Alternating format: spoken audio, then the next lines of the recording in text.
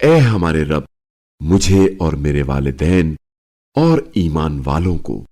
بروز حساب مغفرت سے نواز، اور ظالم جو کچھ کر رہے ہیں آپ صلی اللہ علیہ وآلہ وسلم اس سے اللہ کو غافل تصور نہ کریں۔ اللہ نے بے شک انہیں اس دن تک مہلت دے رکھی ہے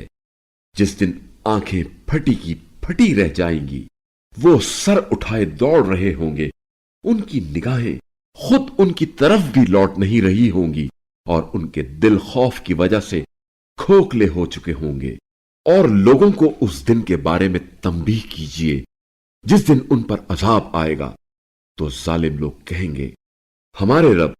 ہمیں تھوڑی مدت کے لیے ڈھیل دے دے، اب ہم تیری دعوت پر لبیک کہیں گے اور رسولوں کی اتباع کریں گے۔ انہیں جواب ملے گا،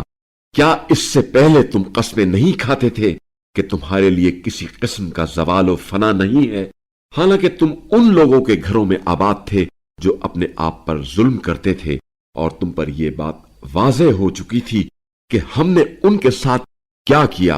اور تمہارے لیے مثالیں بھی بیان کی تھیں،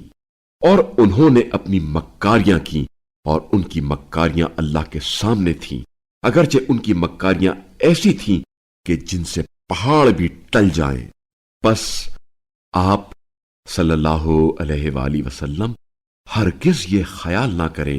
کہ اللہ اپنے رسولوں سے وعدہ خلافی کرے گا۔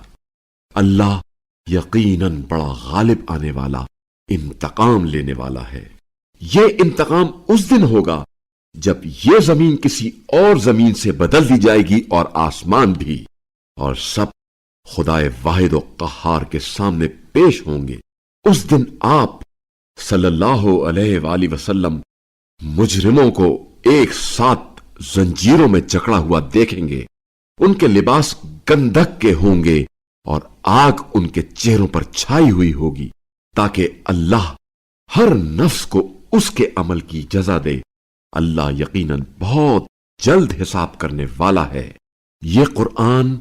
لوگوں کے لیے ایک پیغام ہے تاکہ اس کے ذریعے لوگوں کی تنبیہ کی جائے اور وہ جان لیں کہ معبود تو بس وہ ایک ہی ہے، نیز